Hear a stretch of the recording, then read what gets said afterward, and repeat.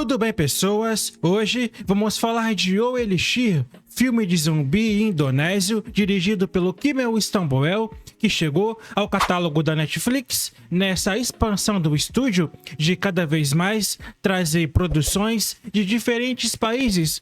É uma aposta forte da Netflix, principalmente no cenário asiático, trazendo diversos filmes e séries também da Coreia do Sul, China e até, como nesse caso aqui, da Indonésia. Mas, falando de O Elixir, esse longa começa com um prólogo que eu achei curioso.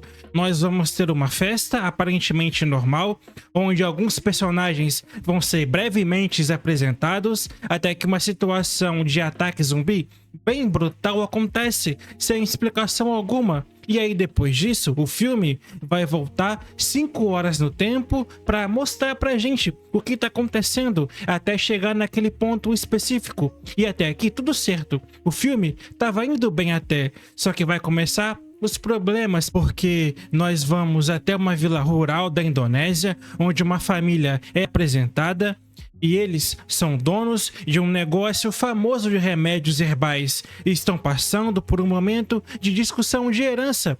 Os filhos herdeiros exigem que o pai venda a empresa para eles ficarem com o dinheiro, e toda essa história se alonga demais. É cansativa porque não é interessante realmente, e só depois de muita enrolação e um drama muito forçado é que o pai dessa família, o dono da empresa, decide que finalmente não vai vender e que ele criou uma nova fórmula para impulsionar as vendas e que ele próprio está fazendo uso em si mesmo para ele ficar mais jovem, e que vai ser o Elixir, salvador de todos os problemas. Mas esse remédio, esse tal Elixir, vai acabar o transformando em zumbi e desencadeando todo um caos nessa casa, com os zumbis correndo para todos os lados e comendo pessoas. E nessa parte o filme vai trazer cenas até bem pesadas de gore, com muito sangue, e eu fiquei até animado e com a esperança de que seria um bom filme de zumbi correndo por fora desse circuito comercial hollywoodiano. Mas aí essa esperança se transformou em decepção atrás de decepção. O diretor até soube construir cenas de ação rápidas e bem violentas. Os zumbis aqui são daqueles ágeis que correm como loucos e que saem comendo tudo e todos pela frente. Os espaços dessa casa são bem usados para mostrar a morte de diferentes cômodos, onde personagens que estão em outro lugar não estão vendo o que está acontecendo. É um jogo de câmeras até interessante, mas, sendo bem honesto com vocês, eu nunca vi tanta burrice na minha vida. Nunca vi personagens tão burros como nesse filme aqui. Gente, é impressionante. É uma decisão pior que a outra. Tudo bem que é uma situação de pânico extremo e que começou do nada, envolvendo membros da família, o que causa um peso mais emocional. Mas, gente, com, sei lá, mais de 1 hora de filme, onde os zumbis já estavam estabelecidos e já estava mais do que claro que eles estavam passando por uma manifestação zumbi, os personagens continuavam se perguntando o que estava acontecendo para ligar para ambulâncias. Chega a ser engraçado, para não dizer outra coisa, e fica ainda pior porque o elenco é fraco. A Mika Tambayong, como uma das filhas da família, começa como aquela garota chata, mimada, e com o decorrer do filme, ela até que evolui sim, mas depois de várias atitudes idiotas, burras realmente. E é engraçado que a personagem fala várias vezes durante o filme que ela precisa pensar para fazer uma ação, e ela decide fazer sempre a coisa mais estúpida possível. Eu dei risada realmente várias vezes, mas ela não tá sozinha nessa. Também temos o seu irmão, feito aqui pelo Martino Liu, que consegue ser ainda pior até e tomar atitudes ainda mais burras. Do tipo, gente, ele tá preso em uma delegacia cercada por zumbis. E dentro dessa delegacia vão ter armas, granadas, coletes, e nem por um momento ele pensa, ora, por que não se equipar, se armar, usar essas granadas aqui para abrir caminho pra gente fugir? Não, eles não pensam nisso. Só depois de horas presos, ele vai decidir usar arma, mas também usa da pior forma que você pode imaginar. É bizarro realmente. Não é exagero que esses personagens são os mais burros que eu já vi. E se tem uma coisa boa nesse longa, são os efeitos práticos, porque o gore aqui é abundante, com sangue e cenas bem violentas que mostram um bom trabalho de maquiagem nos zumbis. E me fez até lembrar de bons filmes dos anos 80 desse gênero, onde o foco era no impacto visual,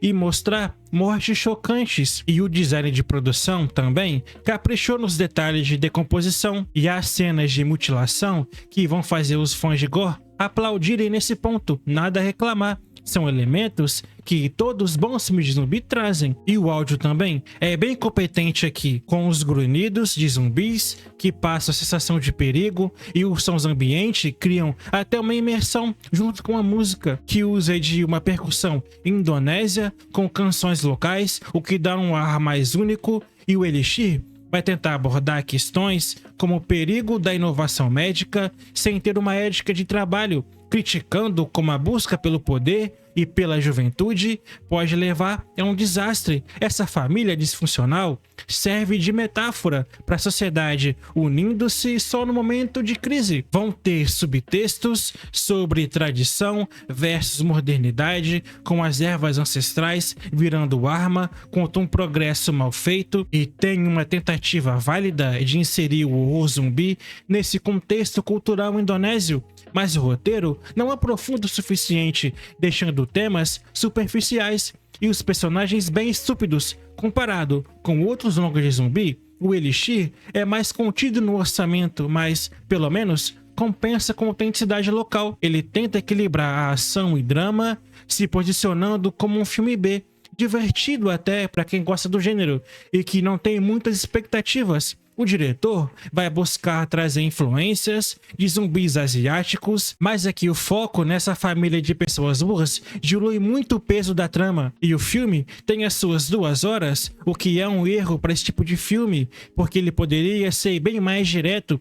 Os primeiros 30 minutos estabelecem a família com diálogos fracos e atuações ruins que cansam. E quando o surto zumbi realmente explode, vira uma montanha-russa de perseguições e mortes. E quando o longa entra no seu 3º ato, há uma queda significativa de ritmo, com resoluções sentimentais demais, que parecem colocadas à força. É uma edição que caberia facilmente em uma montagem de 1h30, o que poderia encurtar um pouco, pelo menos, as burrices dos personagens. Então, o Elixir é um entretenimento bem meia boca para os fãs de zumbi, com um gore satisfatório, é verdade, mas peca no roteiro fraco e atuações bem questionáveis, principalmente pelas atitudes estúpidas. E eu espero ter deixado bem claro nessa análise o quanto esses personagens são burros. E para o Elixir, nota 4.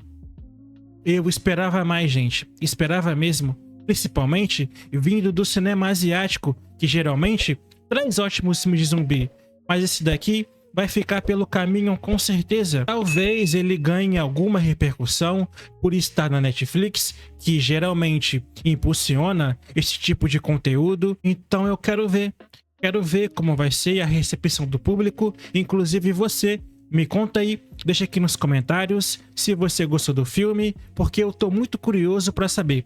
Fique livre para comentar o que você quiser, beleza, pessoal? E obrigado por assistir até aqui, até o próximo vídeo e até mais.